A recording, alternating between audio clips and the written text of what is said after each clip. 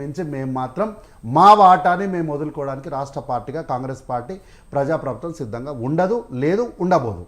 Right అండి. అలాగే మరొక గెస్ట్ రెడీగా ఉన్నారు, కిషోర్ కొరపాటి గారు, టీడీపీ రాష్ట్ర నాయకులు. నమస్తే అండి కిషోర్ గారు.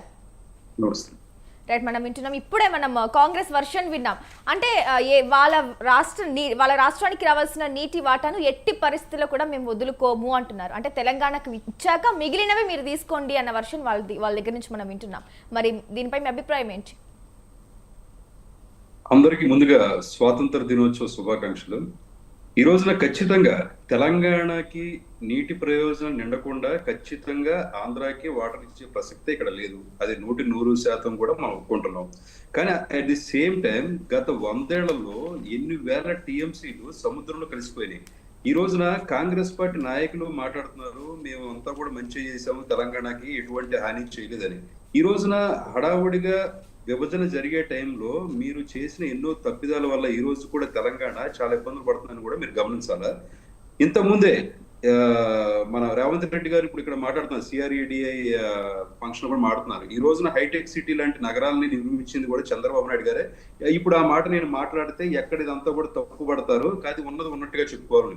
ఈ రోజున తెలంగాణ కోసం ఆయన ఎయిర్పోర్ట్ కానీ, అంతేకాకుండా ఐటీ కానీ, అంతేకాకుండా పాడి పరిశ్రమలో కానీ, సో ఎన్నో పార్కులు కానీ ఇలాంటి ఎన్నో నిర్మించారండి. ఈ రోజున వాటర్ కూడా ఆయన ఒకటే అంటున్నారు, ఈ రోజున అక్కడ బ్రిడ్జ్ కట్టుకుంటారు, ఒకవేళ నీళ్లు ఇస్తే నీళ్లు ఉంటాయి ఇక్కడ, ఒకవేళ నీళ్లు లేకపోతే ప్రాజెక్ట్ ఖాళీగా ఉంటుంది, సో వాటర్ అంటున్నారు. ఈ రోజు కూడా ఇక్కడ ఏం జరుగుతుందంటే, గత 10 సంవత్సరాలలో మేము తెలంగాణ కోసం మేము కష్టపడుతున్నామని చెప్పుకునే టిఆర్ఎస్ పార్టీ వాళ్ళు ఒక రాజకీయ పర్వంగా మొదలెట్టింది బనకచెర్ల ఇష్యూ. ఆ ఇష్యూని సమర్థవంతంగా కాంగ్రెస్ పార్టీ ఎదుర్కోలేక మళ్ళీ టీడీపీ అనే దాన్ని రేజ్ చేసి చంద్రబాబు నాయుడు గారు తప్పు పట్టే ప్రయత్నం చేస్తున్నట్టుగా కనిపిస్తుంది. నేను ఒకటే అడుగుతున్నాను, ఇక్కడ నుంచి వాటర్ వెళ్ళే ప్రసక్తే లేదని. వాటర్ పట్టుకుందాం, తెలంగాణలో వాటర్ హోల్డ్ ఎందుకు చేయలేకపోతుంది? ఇప్పుడు సంవత్సరం నుంచి కూడా మేడిగడ్డ కుంగింది, కాళేశ్వరం కూలిపోయిందని చెప్పి మనం మాట్లాడుతున్నాం. ఈ రోజు కూడా కాళేశ్వరం నుంచి ఎన్నో టీఎంసీలు వాటర్ కిందకి వెళ్ళిపోతుంది. మరి కాళేశ్వరం మరి మీరు వచ్చి సంవత్సరం కాలం జరుగుతున్నా సరే కాళేశ్వరాన్ని మనం రిపేర్ చేసుకునే పరిస్థితి ఎందుకు వచ్చింది అని నేను సూటిగా ప్రశ్నిస్తున్నాను. కాళేశ్వరం గానీ మనం క్లియర్ గా చేసుకోగలిగితే ఎన్నో వందల టీఎంసీ వాటర్ మనం అక్కడ హోల్డ్ చేసుకునే పరిస్థితి ఉంటుంది, లిఫ్ట్ ఇరిగేషన్ చేసే పరిస్థితి ఉంటుంది. ఈ రోజున అక్కడ హైగ్రేవా ఉంది, హైగ్రేవా వాళ్ళు సమర్థవంతంగా చేసుకుని ఎన్నో వందల టీఎంసీ వాటర్ అక్కడ లిఫ్ట్ ఇరిగేషన్ చేసుకున్నారు. కానీ మన ఇక్కడ రాజకీయాల కోసం, అంటే బీఆర్ఎస్ పార్టీ బూచిగా చూపించింది కాబట్టి కాంగ్రెస్ పార్టీ వాటిని తప్పు పట్టడం కోసం టీడీపీని టార్గెట్ చేసి ఇక్కడ ట్రయాంగిల్ లవ్ స్టోరీ లాగా ట్రయాంగిల్ యుద్ధం జరుగుతుంది. అయితే ముందు ఈ భేషజాలు లేకుండా, అంతేకాకుండా ఇలాంటి ఎత్తిచూపులు లేకుండా ముందు తెలంగాణ ప్రజలకు మనం ఏం చేయాలన్నది చూద్దాం. ఈ రోజున ఇక్కడ పెత్తందారి వ్యవస్థ అనేది ఇంకా నాశనం అవ్వలేదండి. సో ఇంకా పెత్తందారి వ్యవస్థ ఇంకా పోతానే ఉంది. ఈ రోజున బనకచెర్ల ప్రాజెక్టులో అని గురించి మాట్లాడుతున్నాం, కానీ మనం ఇక్కడ సముద్రం కలిసిపోయే టీఎంసీలు వాటర్ మనం ఎందుకు హోల్డ్ చేసుకోలేకపోతున్నది ఈ రోజున ఎవరు మాట్లాడలేకపోతున్నారు. ఇప్పుడు నేను అదే అంటున్నాను, డైరెక్ట్ గా మీరు కలెక్టర్తో మాట్లాడదాం. మీరు కలెక్టర్ దగ్గర నుంచి నివేదిక తెచ్చుకున్నారా? ఎన్ని టీఎంసీ వాటర్ మనం హోల్డ్ చేసుకోగలం, ఎన్ని టీఎంసీ వాటర్ మనం బయటకు ఇవ్వగలం, ఏదైనా మనం మాట్లాడగలుగుతున్నాం అని అన్నా. లేదా నేను రేవంత్ రెడ్డి గారిని సూటిగా అడుగుతున్నాను, సార్ రేవంత్ రెడ్డి గారు, మీరు మనం గనక తెలంగాణ ప్రయోజనం కావాలనుకుంటే బీజేపీ పార్టీనో లేదా కేంద్రాన్ని మనం సూటిగా అడుగుతాం.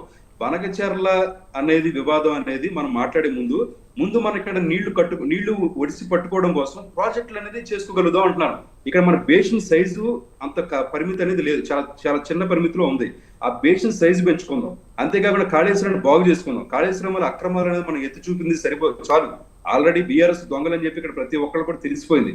ఈ రోజు మన వాటర్ మనం హోల్డ్ చేసుకున్న నాడు ప్రతిసారి కూడా కింద ఆంధ్రప్రదేశ్ అడగాల్సిన పరిస్థితి అనేది ఉండదు. ఇక్కడ మనం కూడా ఇంకోటి కూడా గుర్తుపెట్టుకోవాలా, ఈ రోజున ఆంధ్రప్రదేశ్ లోకేష్ గారు కానీ లేదా చంద్రబాబు నాయుడు గారు మాట్లాడినా వాళ్ళు 2 రాష్ట్రాలు అంటే తెలుగు రాష్ట్రాలను కూడా దృష్టిలో పెట్టుకుని మాట్లాడతారు. ఇక్కడ ఏదో తెలంగాణ కడుపు కొట్టి ఆంధ్రకి కడుపు నింపుదామనే ప్రయత్నం అయితే అది ఎప్పుడు చేయరు.